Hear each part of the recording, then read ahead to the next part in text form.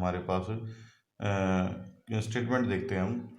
Find the equivalent capacitance of a combination of capacitors between the points A and B as shown in figure. ये तुम देख सकते हो, ये figure given है, इसमें ए और बी कोई दो पॉइंट गिवन है और इसके बीच में इस तरह से कैपेसिटर लगे हुए हैं। तो इसकी ये इक्विवेलेंट कैपेसिटेंस पूछना चाह रहा है क्वेश्चन के अंदर। इक्विवेलेंट कैपेसिटेंस हमें बतानी है, ये रही इक्विवेलेंट कैपेसिटेंस पूछता है ये। Find the equivalent capacitance of the combination of capacitor between the point A and B. ये वो ए पॉइंट रहा, ये रहा वो B point. Also calculate the total charge that flow in the circuit when a 100 volt battery is connected between the point A and B. A और B के बीच में ये बोल रहा है कि 100 वोल्ट की कोई बैटरी लगा दी जाती है, तब इस कंप्लीट सर्किट में से कितना चार्ज फ्लो करता है। तो हमें इसके बारे में बताना है। अब हम देखेंगे कि ये कैपेसिटर, कौन से कैपेसिटर जो हैं वो सीरीज में लगे हुए हैं और कौन से कैपेसिटर वो पैरेलल में लगे हुए हैं। अच्छा, हम इस सर्किट डायग्राम में हम कुछ पॉइंट्स बीच बीच में ये देख पा रहे हैं।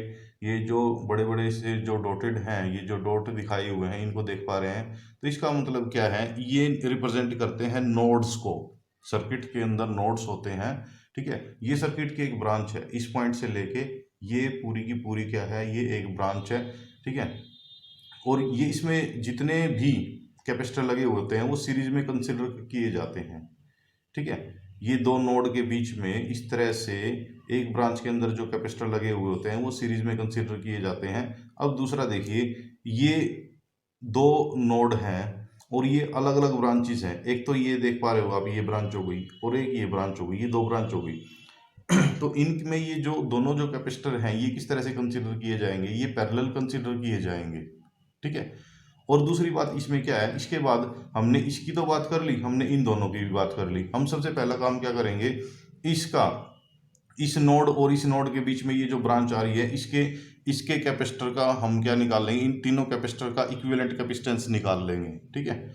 दूसरी बात फिर हम क्या करेंगे, ये जो दो कैपेसिटर लगे हुए हैं इनका इक्विवेलेंट कैपेसिटेंस निकाल लेंगे। ये पैरेलल में लगे हुए हैं, हम इनका क्या करेंगे, इक्विवेलेंट कैपेसिटेंस निकाल लेंगे। तो हमारे पास इन दो नोड के बीच में, इस नोड के बीच में और इस दो नोड के बीच में दो ब्रांच रह जाएगी। एक तो ये पूरी की पूरी और एक इसका जो इक्विवेलेंट आएगा उससे बनने वाली ब्रांच, ठीक है। फिर वो दोनों कैसे आ जाएंगे, पैरेलल में आ जाएंगे। फिर हम क्या निकालेंगे, उसका पैरेलल कॉम्बिनेशन करके उसका रिजल्ट निकालेंगे। फिर फाइनली इस पूरे पोर्शन का जो भी इक्विवेलेंट जो आएगा इसके साथ वो किस तरह से हो जाएगा, सीरीज में। देखिए हम करते हैं। सबसे पहले क्या कर रहा हूं मैं लाइंस ड्रा कर देता हूं। देखिए, एक तो ये जो पोर्शन है मैं ग्रीन पेन से जो बना रहा हूं मैं, इस पोर्शन को, ये इसमें लगे हुए कैपेसिटर सारे के सारे कैसे हैं, सीरीज में। अगर मैं इनको क्या कंसीडर कर लूं, इन कैपेसिटर की इक्विवेलेंट कैपेसिटेंस को मैं C1 अगर मैं कंसीडर कर लेता हूं, ठीक है। तो ये जो C1 होगी, ये कितनी, ये कैसे है, सीरीज में है। तो ये C1 जो होगी वो किस तरह से हो जाएगी, 1/C1 1/60 this and this 1/60 plus this 1/60। तो इसकी जो इक्विवेलेंट जो कैपेसिटेंस जो आएगी वो कितनी आ जाएगी हमारे पास, 3/60। और ये C1 हमारा कितना हो गया, यहाँ से ये आ गया हमारे पास 20 माइक्रोफैरड, ठीक है। अब हम क्या करेंगे, इस पोर्शन का, इसको मैं एक सर्कल में ड्रा कर देता हूं।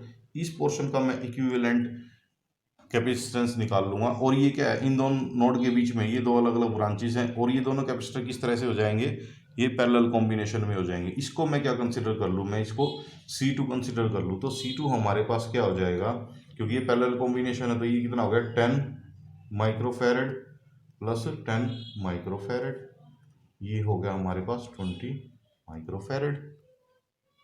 अब हम देखें कि ये जो दो नोड है, एक तो ये वाला नोड और एक ये वाला नोड, C1 और जो C2 है, ये दोनों किस तरह से आ जाएंगे, पैरेलल कॉम्बिनेशन में आ जाएंगे। किस तरह से आ गए, पैरेलल कॉम्बिनेशन में आ गए।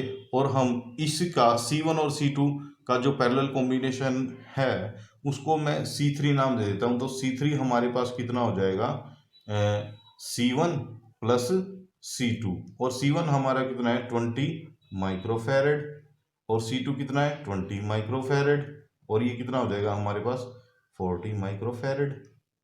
अब हमने क्या कर लिया, इस पूरे पोर्शन का, इस वाले पूरे पोर्शन का, इसको मैं इस वाले पूरे पोर्शन का, इसको मैं डॉटेड से रिप्रेजेंट कर दूं इस तरह से। इस वाले पूरे पोर्शन का जो इक्विवेलेंट आ गया वो हमारे पास कितना आ गया, 40 माइक्रोफैरेड आ गया। अब ये जो 40 माइक्रोफैरेड जो आया है इतने पोर्शन का जो इक्विवेलेंट जो कैपेसिटेंस जो आया है, इसके साथ कैसा बनाएगा, सीरीज कॉम्बिनेशन बनाएगा। कैसा बनाएगा, सीरीज। तो उसको ये क्या हो जाएगा, ए और बी पॉइंट के बीच का इक्विवेलेंट कैपेसिटेंस हो जाएगा। तो अगर मैं उसको C4 नाम दे दूं तो ये कितना हो जाएगा, क्योंकि ये किस तरह से है, सीरीज में है, तो ये क्या हो जाएगा 1/C4 कितना हो जाएगा 1/, इसको भी हम कुछ नाम दे देते हैं, इसको हम C डैश नाम दे देते हैं। तो ये कितना हो जाएगा 1/C डैश प्लस 1/C3 हो गया। तो ये कितना हो जाएगा हमारे पास 1/40 प्लस 1/40।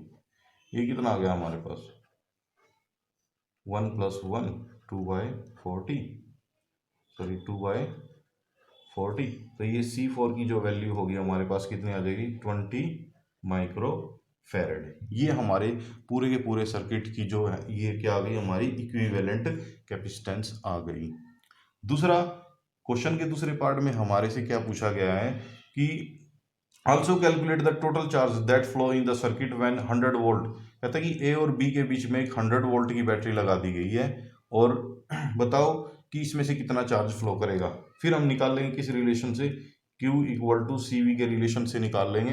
चार्ज हमने निकालना है, कैपेसिटेंस हमने निकाल ली कितनी 20 माइक्रोफैरेड हमने निकाल ली, और वोल्टेज कितनी है 100 वोल्ट गिवन है। इसको हम किस में, फैरेड में कन्वर्ट कर लेंगे, कितना हो जाएगा 10⁻⁻⁶, और ये कितना हो गया 100।